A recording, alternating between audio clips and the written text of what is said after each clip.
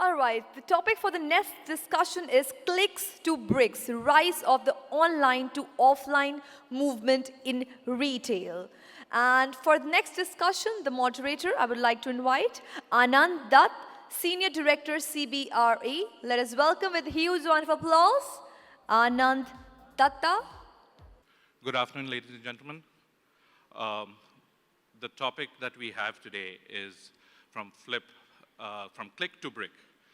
Uh, as we start off, this is a very interesting topic where we are seeing many of the new retailers who are online and are looking at physical spaces. And also, vice versa, many retailers who have been in the physical space are now going online. So if I can start with the first question.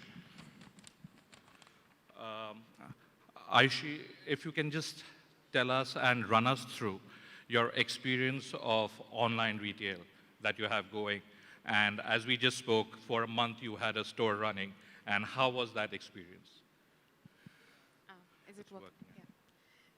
So, I mean, we started as a D2C brand at Fable Street. The idea was to build an online brand. The reason we stayed away from offline was the risk of inventory challenge. And also, at that point in time, back in 2016, offline was considered a cost. Having said that and run the brand over the last few years, overall a fabulous journey. We have grown about 20 times over the last 5 years. So there's no discounting that online is a very important journey, and COVID was a good time, which played a pivotal role for the entire offline to actually transition to online. So the growth in online and the opportunity in online is real.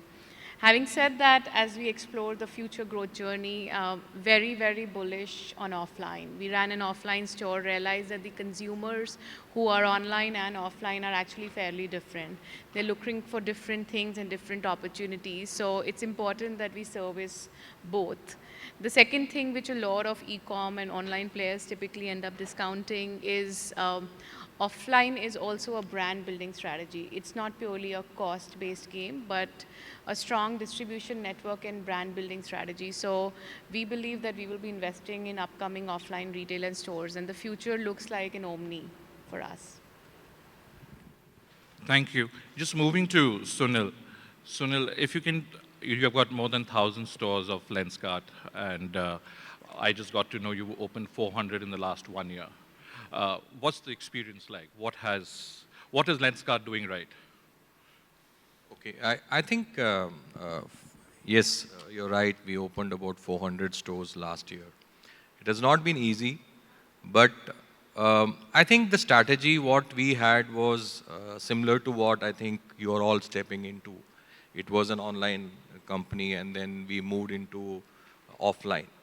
And we suddenly realized after opening about 10 stores that that's the way forward, right? But we did not stick to only one part because of late, though, yes, we have about 190 million users in internet now shopping, right? Currently, from 110, it has moved that way forward. But still, I think offline shopping will continue. And that's the reason we also realized very fast, and our category required that, feeling of touch. It also had vision correction attached to it. There was a medical angle to it. So there were people who were more confident buying our product offline rather than online. As a result, we moved more vigorously on that. And currently, I think the offline retail is much, much bigger, at least 10x bigger than the online business today. Right. Thanks, Sunil. Thank you. Just moving to Anuj. Anuj, what's the experience of Swiss military has been in India? How long have you been in the country, and what's the strategy that you're taking to open up your retail formats? So, Swiss military has been primarily a Swiss global brand. We are in 26 countries with about 6,000 retail touchpoints. About 27% of those are our exclusive stores, and the rest are your mom and pop stores, the MBOs. So what we've seen is that the global audiences behave pretty much very, very similar to the Indian audiences. If there's a bestseller in the offline space, it is more so a bestseller in the online space. And it's only 3% of the products that, are having a variation over there. Now, in the past 2 or 3 years, what we've seen and research has shown, and our market research is also saying the same thing, that there is a paradigm shift in the way or the behavioral patterns of the end customer. They're wanting to get out.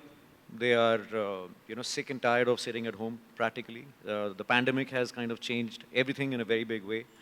The online onslaught in the past few years has kind of given retail a window of opportunity to kind of pull the customer back because they are wanting to travel. It's not just retail. The same trend is in hospitality. It is in, all other kinds of the food business. So people are wanting to get out. They are wanting to, again, touch and feel. Like what he was saying about the products being now motivated and they want to come back.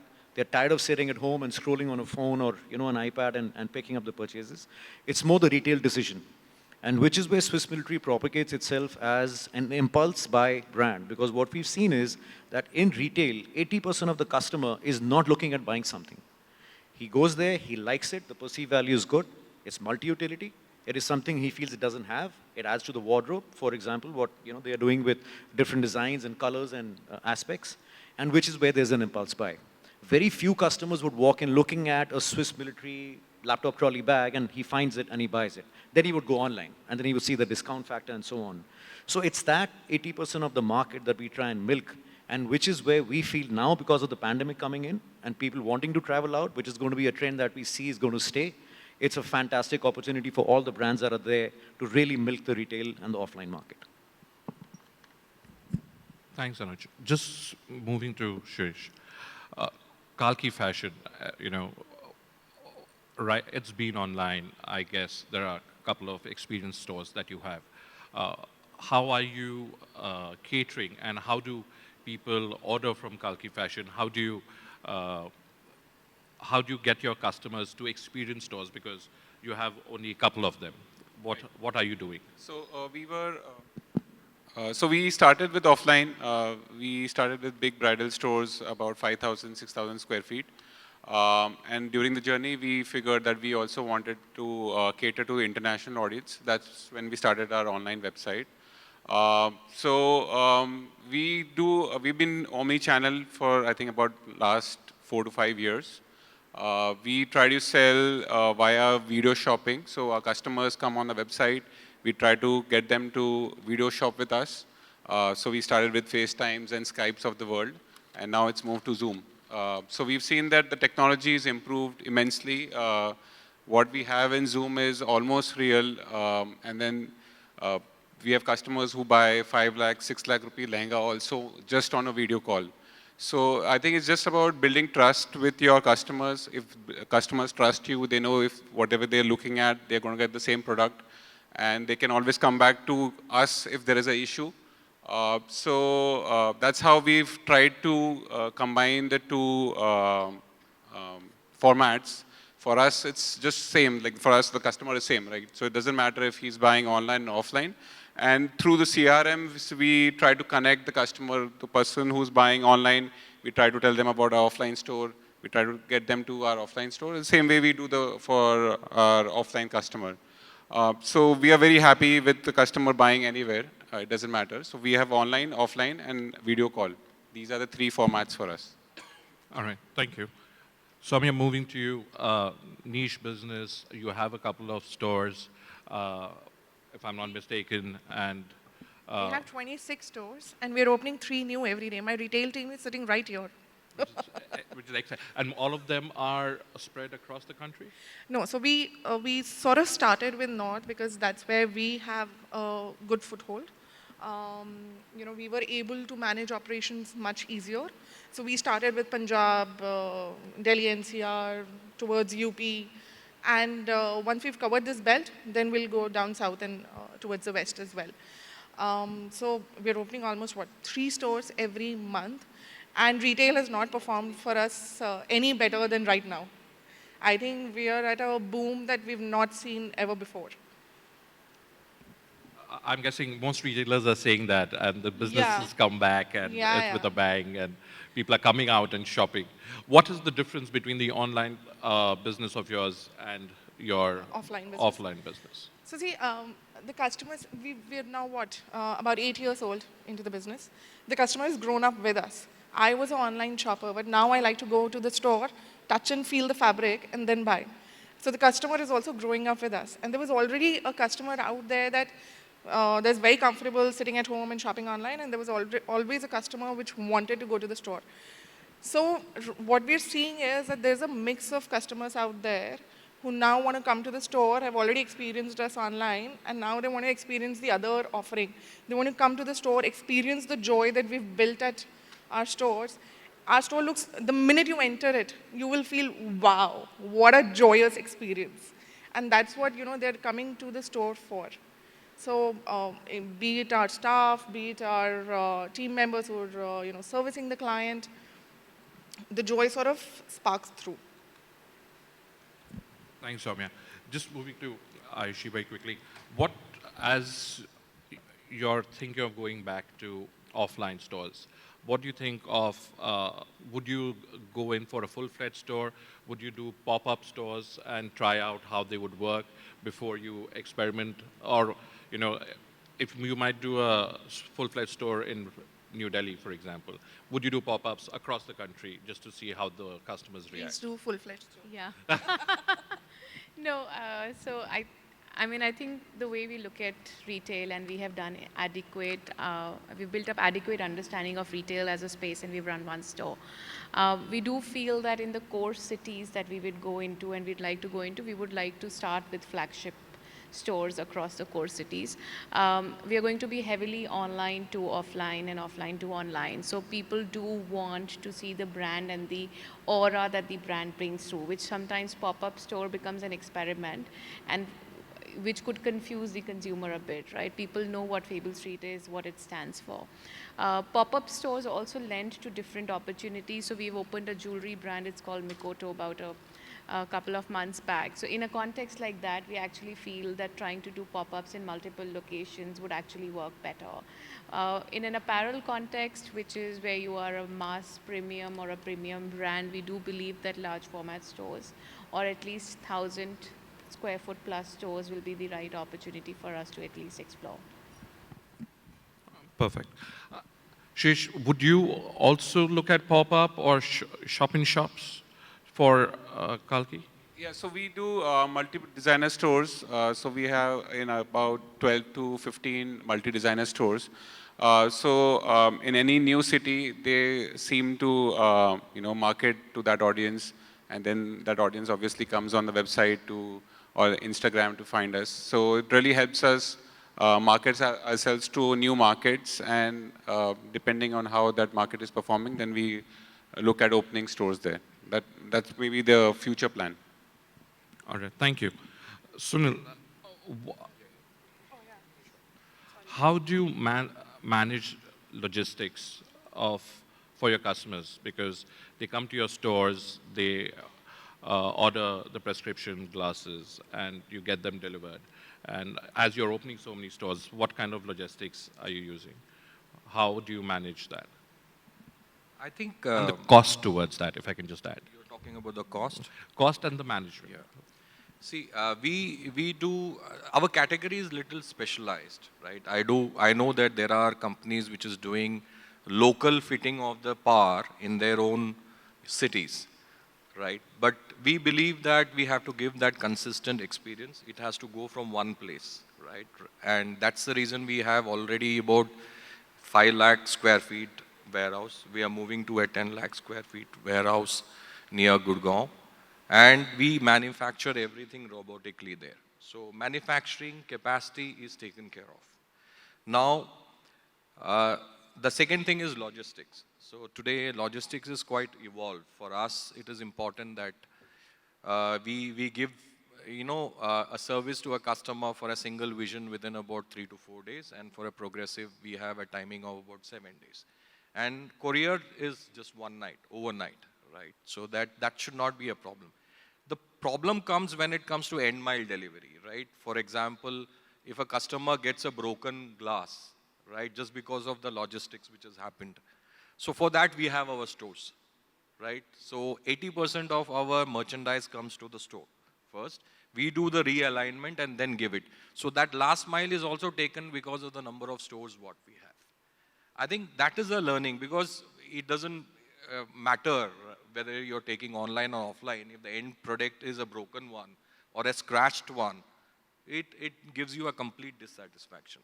So we'll have to take care of it. On the cost, I think we are very much under control, right? Because it's only the courier which is more important. And since we have economy of scale, the manufacturing cost obviously comes down. So we are able to manage logistics with that also. Thank you.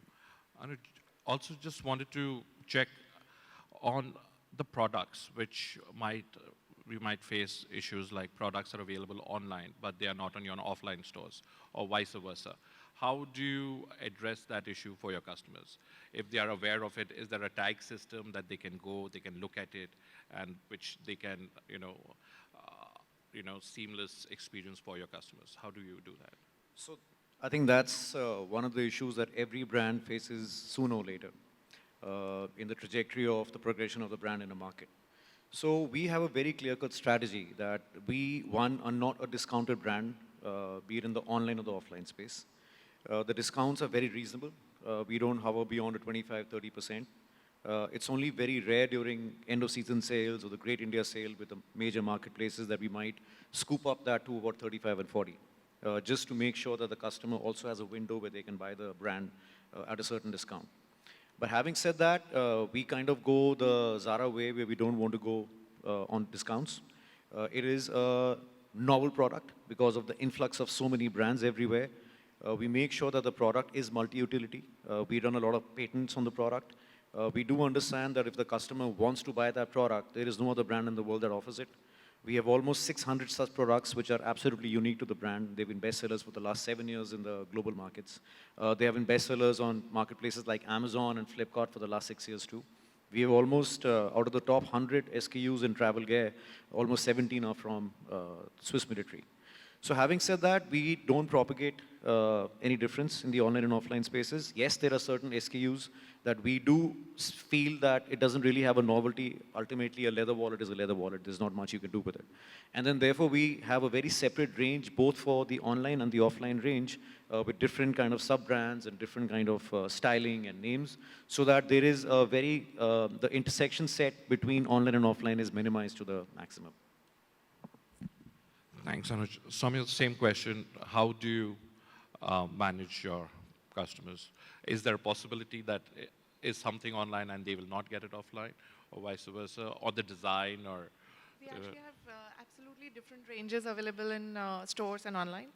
So when the customer walks into an offline store, while they will find all the categories available, but the product is a bit more premium, because we were a mass premium brand when it came to online. And that model will not survive in offline. So we needed a little bit of a premiumness when the customer was walking into the store, in both terms of fabric quality, in terms of price points, and hence the range available on both the channels is completely different. Another resistance that we had actually faced was from the retailers itself. From large format stores, that the customer will walk in and they'll find it on discount online. And come what may, you can't really manage that in the online space. Someday there'll be a coupon running, there'll be an offer running. And that's also why we kept the ranges very different, to give them that comfort that if a customer is coming in your store, they'll not find it online. They'll not be able to compare it.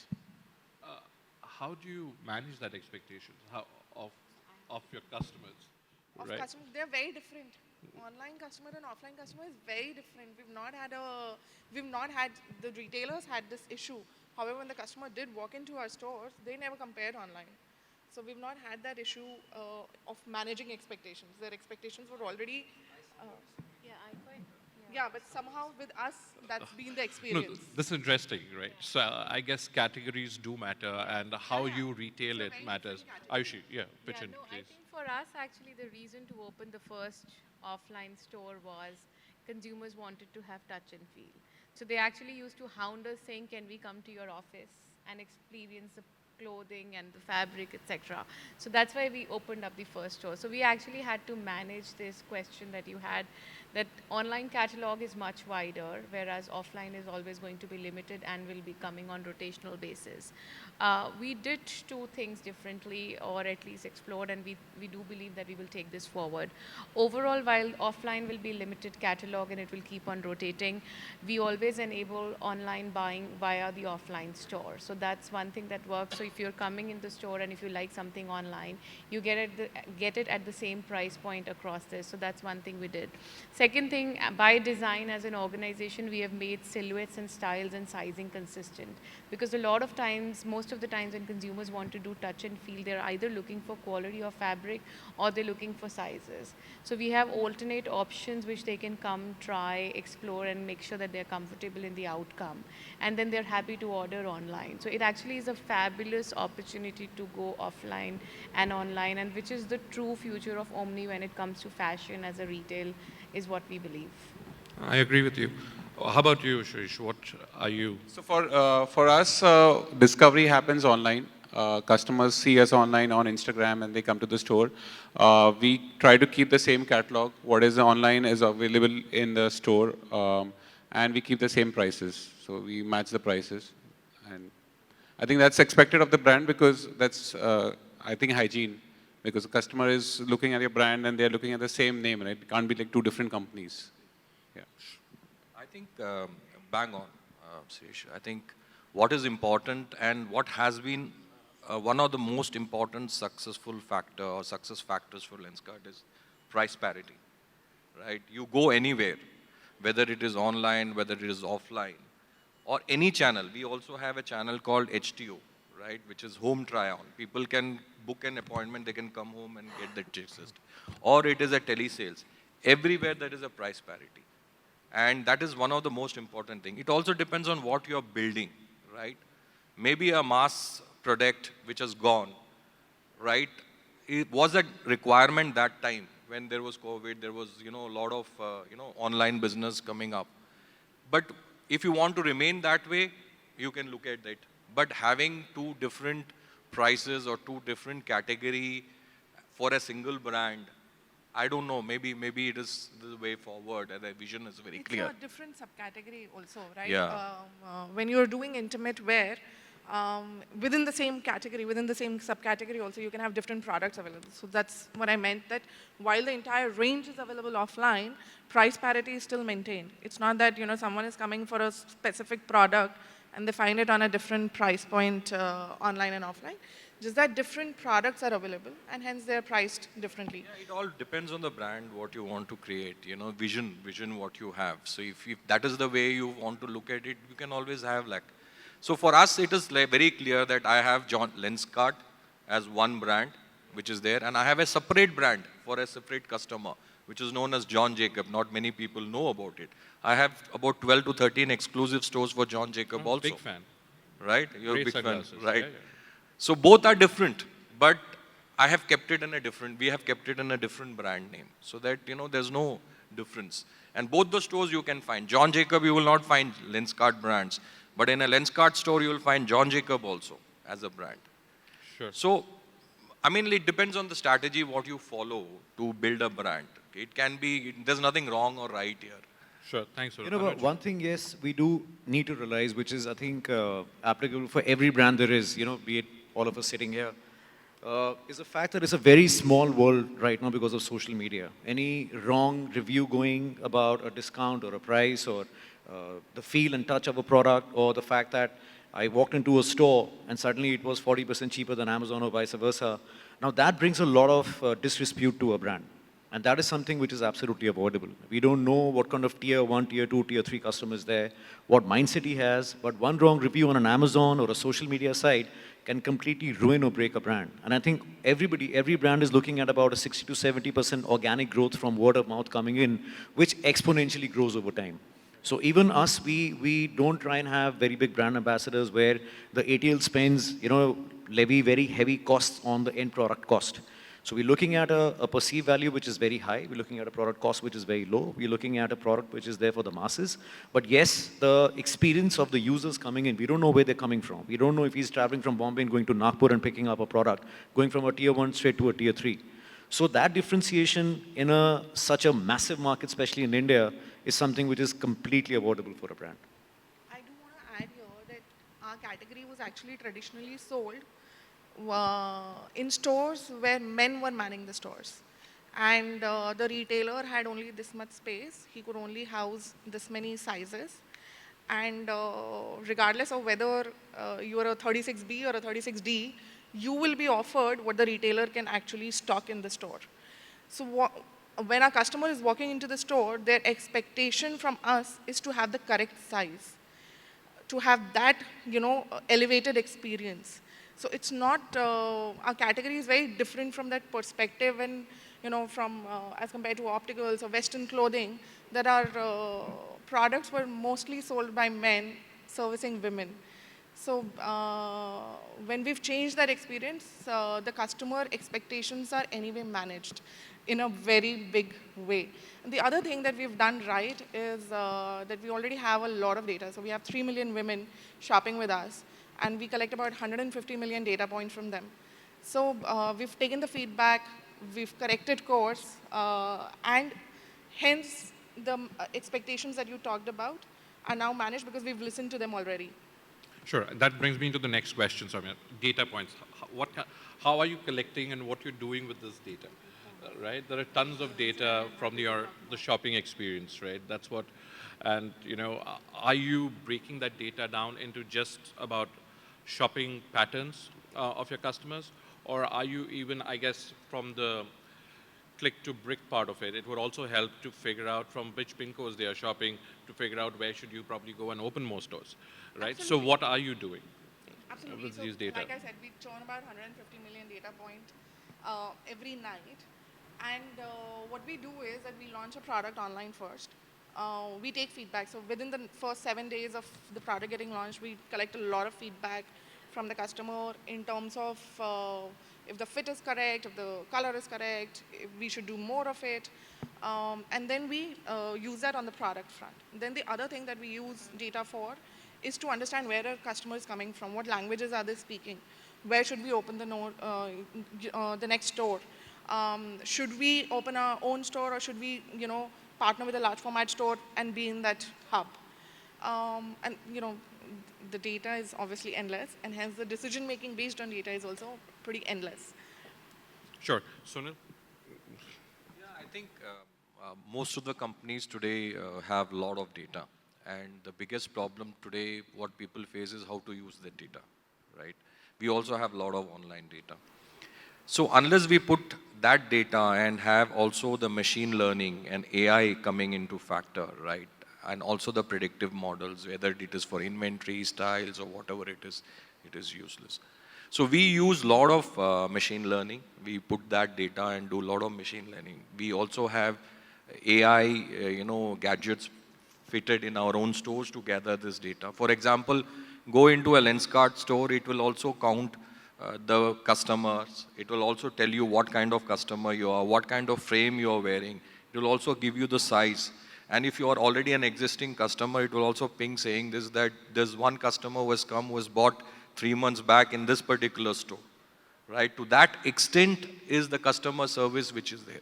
So I feel if a success has to happen for any company, right? We strongly feel that the data has to be used for 2 things. One is customer acquisition and better understanding of customer.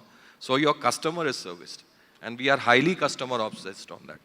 And are you using the data for your store expansions, the way you are expanding? Yes. In fact, we are using some of the tools where you put lat and long of that particular area. It will tell you how many brands are available.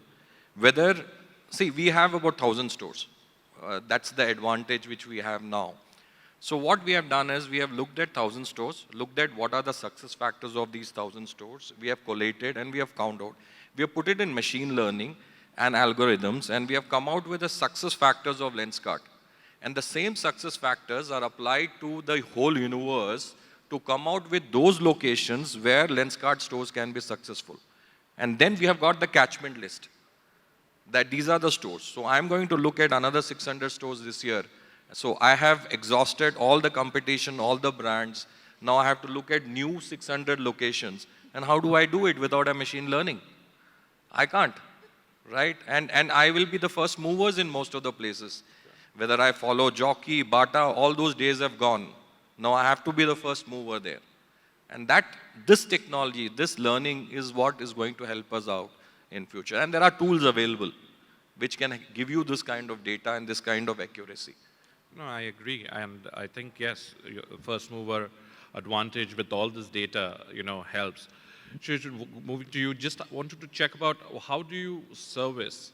So like what we use the data is to personalize the customer experience. So we depend on a lot on repeat value, repeat sales. I think most brands want repeat sale, right?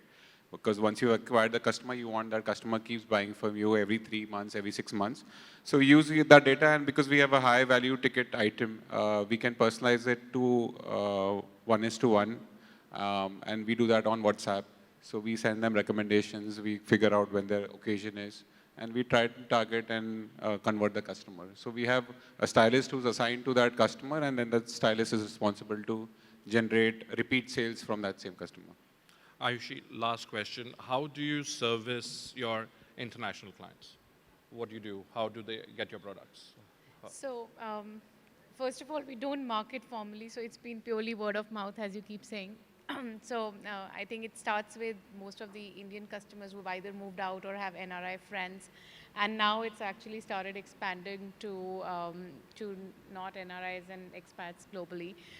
But basically here we've just set up a formal logistics arm where it ships internationally, and we can easily ship out of India. I think the customs and a lot of external challenges are all taken care of by the logistics partners. You need a basic set of guidelines and references in India to just manage that through. So it's not actually complex as much as we say it is.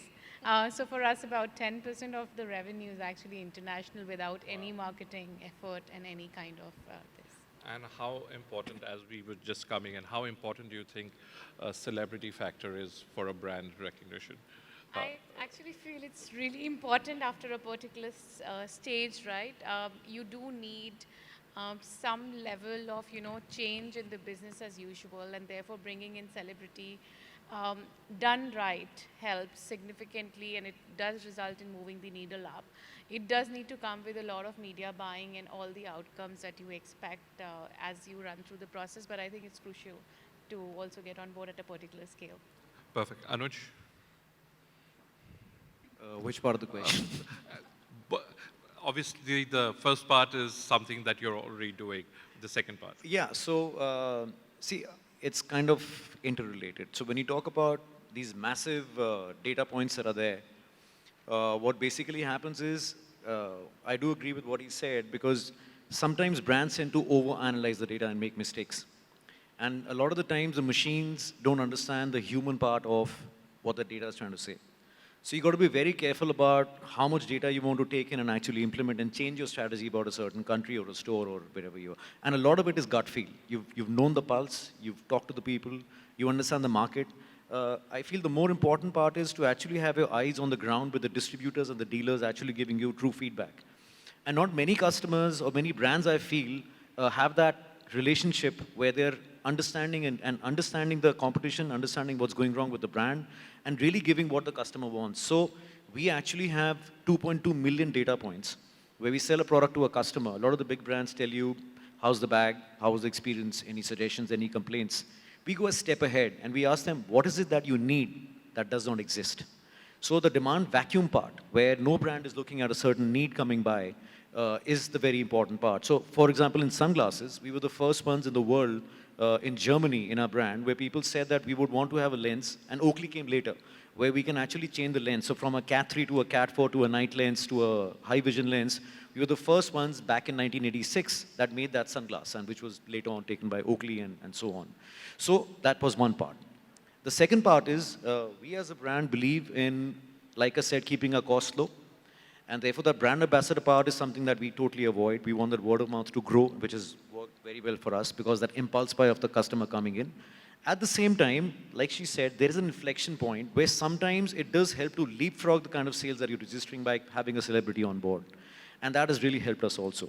But it has to be a strategy which is overall. You can't just isolate the celebrity part, because that goes on with the media buying and the kind of spends you take on board, otherwise there's no visibility coming in. So it has to be a very right call at the right time, where you would want to have that inflection coming in with a massive cost coming onto the bottom line, but at the same time the top line getting affected on a similar, ratio. Otherwise it doesn't make sense. Sure. Soumya, anything to add on that? So this is something that we believe in, that customer is God, and God is omnipresent. So whatever ways and methods are available to reach to that customer, you deploy all of it. So be it the debate between online and offline, the customer is both. Be it a little deeper within offline, do you want to go to a high street or to a mall? The customer is present at both the places. Be it within online, Google, Facebook, Insta, wherever the customer is, you have to be there. So, and if your customer is influenced by a celebrity, then please, by all means, deploy that as well. So whatever resources you have, whatever ways of reaching out to the customer you have, deploy all of it. And it's not going to be enough. Thank you. I think that's the perfect end to it. There might be different mantras, but the success story just depends. Thank you, ladies and gentlemen, for this. Thank you.